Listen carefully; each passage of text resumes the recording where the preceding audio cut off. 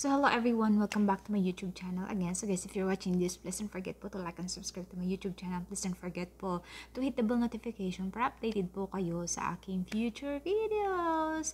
So guys, may nagtanong po kasi, nakita ko po itong mga tanong na ito or tanong na ito na medyo redundant na. So yung gagawin ko po is gagawin ko na lang po siya ng videos, and para po sa future na magtatanong ay kaka-copy paste ko na lang po yung link. Mas madali pong maintindihan.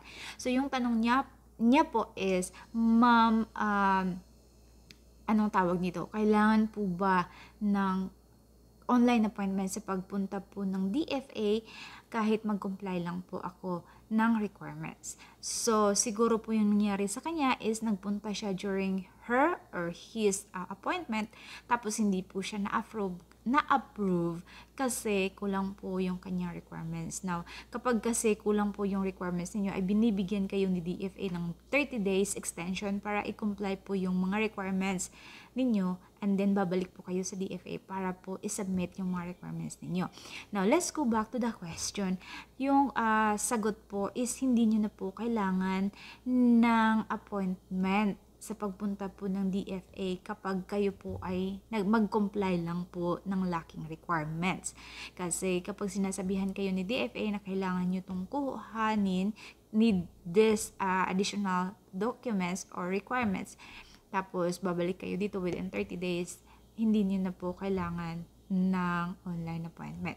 Kailangan nyo na lang pong pumunta doon sa DFA anytime kapag po ready na po yung requirements na pinapadala ni DFA sa inyo or kinakailangan ni DFA sa inyo na i-submit nyo doon sa DFA.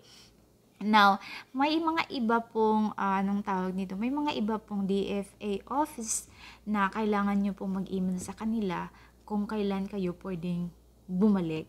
Kasi yung sa part of Mindanao, meron po doon na, meron pa akong client doon dati na kailangan niya po ng additional documents or requirements. Tapos, sinabi po sa kanya ng DFA officer na mag-email po kayo kung kailan ninyong gustong bumalik, anong specific time, ganyan, para po ma-reserve po ata yung slot or yung time para sa kanya sa pagbalik niya doon. So, that's it guys. And make sure lang po na kapag po,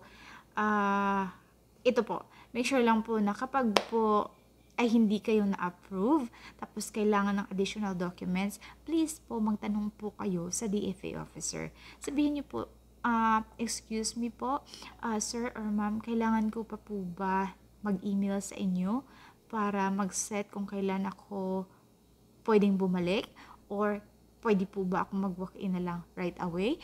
May specific time po ba? Or ano po ba yung dapat kong gawin kapag po andito na po yung documents na hinahanap ninyo? Kasi wala naman pong bayad kapag kayo po ay magtanong. Always remember po guys na bawat branches po ng DFA na pupuntahan ninyo ay may iba-iba po silang, anong tawag dito, patakaran. May iba-iba po silang gusto.